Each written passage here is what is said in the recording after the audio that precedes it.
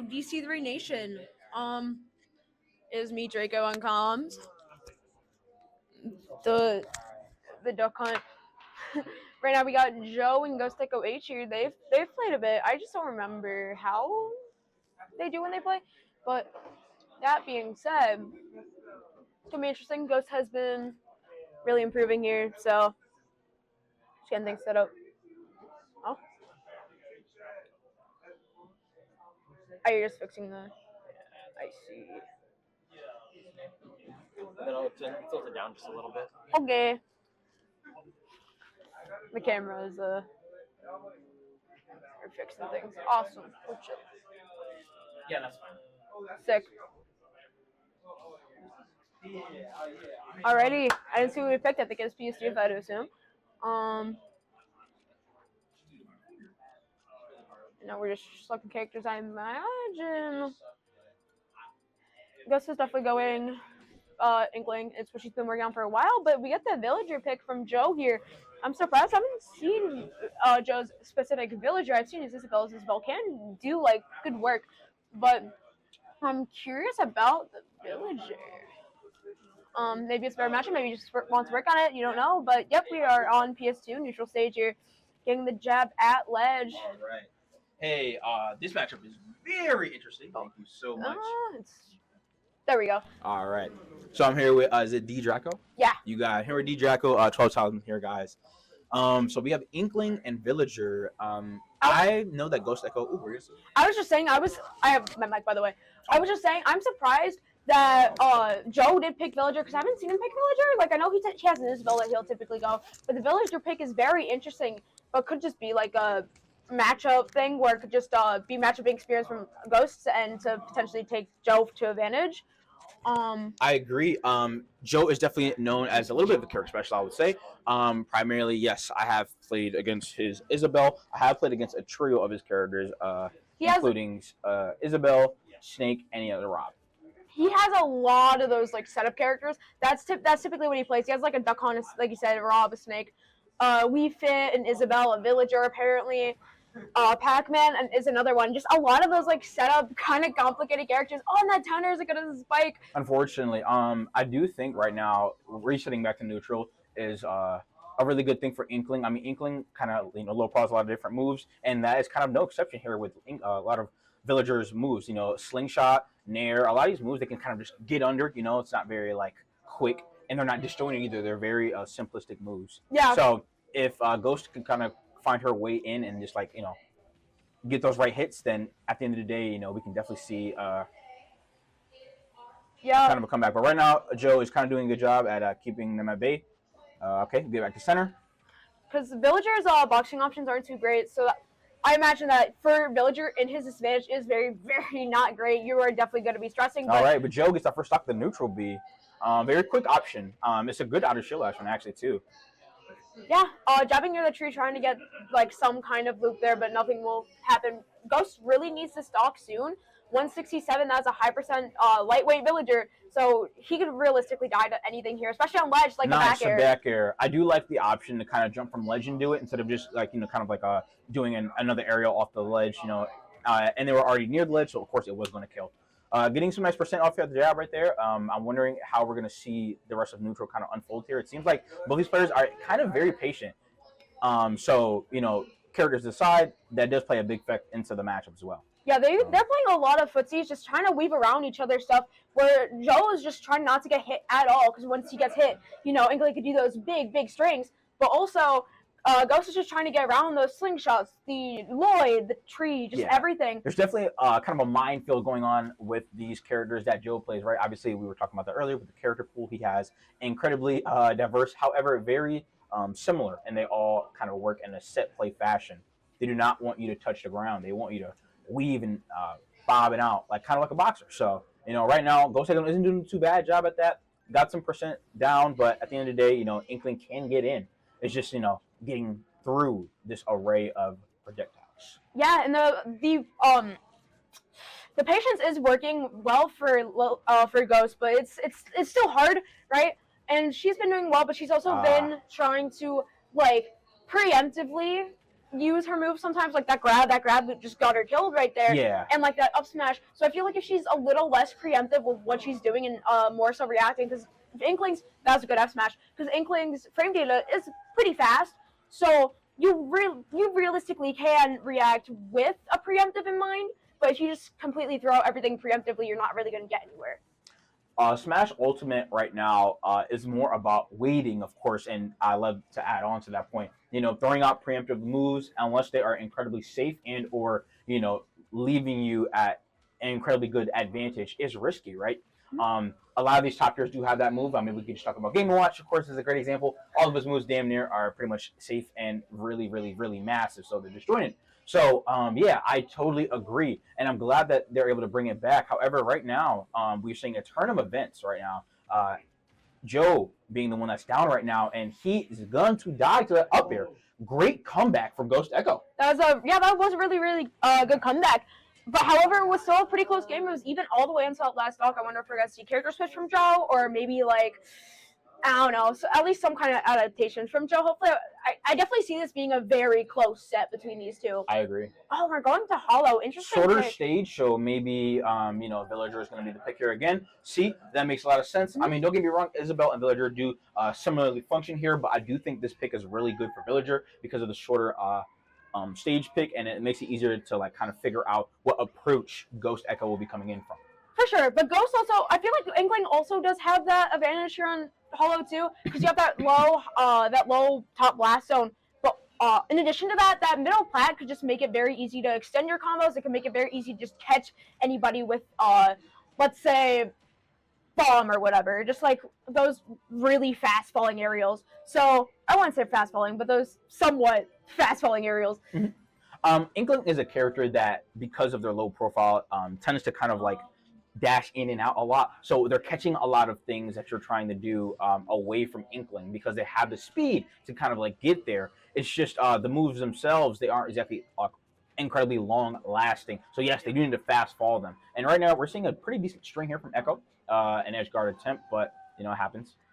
And now we have Tree set up on the left side of the stage here. This may be a punish, but I don't think so because they're holding shield. Yep. Okay, we get a nice little. At least there's something. Something's better than nothing. That is true. That tree did kind of work against Joe for a little bit there, but at least he was able to get out, and now just keeping Ghost. Yeah, a bit of zoning going on here. I like the attempt to try and like go for these up tilts to kind of like catch them jumping in, because it seems like that's what Ghost wants to do right now, and not really keen on holding shield here, just kind of like trying to do their best to get back to stage. Yeah, Ghost really does like approaching with those aerials, so you know, interesting. Using that up tilt, that up smash is very, very good for catching her on that. However, she's starting to adapt a little bit, trying to weave around Joe's shield a little bit, and trying to, you know, effectively space out her moves as much as she can. However, Inkling doesn't have great destroys. Oh my god, the tree kind of messing that up right there, of course. But I totally agree. Like, the way that Joe is kind of playing right now, it seems like he doesn't really want, of course, to initiate things, right? Villager's a very slow character. They want to slow the pace down a little bit. But I do like how instead what they're doing is using their moves to kind of say, hey, come here and show me that you can kind of like kill me, or like you're going to outplay these moves I'm throwing out. And as of right now, Joe's doing a great job just using his survivability, at least to kind of like try and keep this lead alive. But it's very dwindling. I mean, back air could kill right now. And we kick, but yeah, sweet spot back air could definitely kill though. Yeah. See the issue, like Ghost is the one that's forced to approach because still Joe is in the lead despite it not being a huge lead. Yeah, exactly. That's still a full stock that Ghost does have to try to take. This is definitely gonna be a problem. That was a interesting. That was a good catch with the F tilt, but when we were talking about that game with the preemptive aerials right here, you know, if they just waited a little bit and delayed it, you know, these kills will come. Yeah, definitely needs to kind of slow it down there with these approaches. But you know, other than that, I don't think they're playing too bad. Because see, Joe is kind of catching what they do when they come back to ledge and immediately pick an option. Yeah. And see, at least Villager could kind of see, that was a great roll read from Joe, but you know, all right, so Villager can get away a little bit with that preemptive stuff because at least she does have setups where those setups forces your opponent to at least do typically 1 out of 3, 1 out of 2 options, like a rock, paper, scissors. So if you do get one of those hard reads, it is very, very good, especially once you're in the lead. You're not really too much at a risk. Inkling does have a projectile of their own with bomb. I do wonder if in this matchup it'll play into effect. However, you know, the way that I see it, I do think that GhostEchoH is the type of inkling that very likes to get in. They don't really like to sit back, as you can see, kind of using their movement to like feint and then eventually punish Villager with their quicker frame data. However, I just don't know as the set progresses how they'll do that. You know, right now it's working out well on the smaller stage. Yeah. But you know, right now Joe has this lead, and he's just insurmountably making it bigger and bigger because you know we're not seeing enough patience, I think, from Ghost here. I agree. See, oh my god, I was about to say something I completely forgot, but that's okay. It's all right. It happens all the time. Yeah, Villager could just afford to kind of just stand back where, like, Ghost, she's forced to play patient, but if you're playing kind of aggressive, especially, like, not in a reactionary way, that could definitely lead to you just losing the game, unfortunately. Villager loves to hold on to leads. I mean, they're one of those characters that, honestly, when they have a lead, it can feel a little bit annoying. Not as bad as Mega Man or Snake, you know, those two characters. Or like Min Min or... Yeah, someone that can really push that advanced state. However, you know, they do still have these tools that are great for turtling. And that's what we're seeing from Joe right here with a great up air. Yeah. The three... turn up air will be able to kill even from like the bottom of the stage there. I imagine we're getting the same characters, but I wonder what Ghost is gonna try to counterpick to here. Definitely not the same stage. Just here, Joe just did Van's Hollow Bastion, so of course we're gonna assume he's gonna stay. Well, but oh yeah, I guess you can. Sorry, I thought I got DSR mixed up in my head. Oh no, you're fine. But that's surprising, banning Hollow Bastion despite winning on it. I do think that overall Joe does prefer his platforms. As you can see, we're going to a better stage with more plats on it. He likes to kind of like sit, and then when he does, of course, decide to use his moves, they are reactive, right? Like he's trying to kind of like get you in a position that's unfavorable, so he can set up tree and then kind of go from there. Let his game plan kind of cook. But he does like to box too. As of course we can see right now, very scrappy neutral going on right now. Not a lot of camping. We are going in with a lot of jabs and kind of grounded moves. Both these characters have decent grounded buttons. Definitely Inkling has the better of the two. For sure. And Joe is, like you said, Joe's playing a little bit different now. He's playing a bit more aggressive. I wonder what the change is about. Maybe because we're on Battlefield. I'm not sure. But ooh, that foreigner clanging with the bomb is interesting. But it was. Inkling's bomb could be so weird sometimes. But being able to get that up there and on Battlefield, you are so close to dying because you get that top flat extension. But Joe will be able to hang on from this life. That pocket reaching that. I think if he's sitting on a high bear. Oh, and up air, excuse me, French for that. That was nice. Right, but the up air unfortunately being a little bit stale, and then that bomb getting so much percent on Ghost and that tree almost killing. So the thing about Joe is he does like to kind of like let his percent build up sometimes because he'll react with something that is very strong, and that tree was a great example of that. You know, he had high rage. Great, touch me right on up though. GhostEchoH getting the bear right there. Thank God, you know, for them. I think it's a breather, you know. I think that's the first time I've seen her like ledge trump. She's been practicing this game a lot. She came into the scene as a rivals player up in college, up in our college area. However, she's been playing a lot more. She's been bothering, definitely putting in the work, and it's definitely showing here with being completely even against Joe, somebody who's been in like Watertown for a bit and definitely been like more at the upper half of the echelon of the people here for a while until recently. So she's definitely putting in that work, and that like even just using ledge trump in match shows.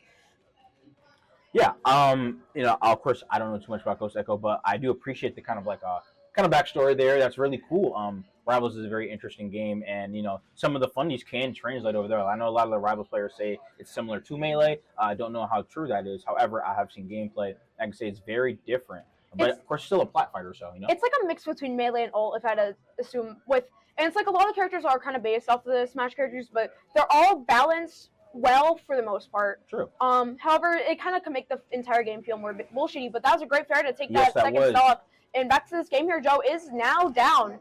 I'm wondering if okay. Quick kill right there with the axe right there. I like the way that Joe kind of, honestly, I think he's kind of underrated. The way he calmly kind of just takes a stock back. He doesn't panic. Not a panic up smash. Not a panic defensive option to try to read something. He just goes in and he kind of like reacts to kind of like the habits. And right here, we were able to see that with the run up neutral B, because GhostEchoH did jump into that.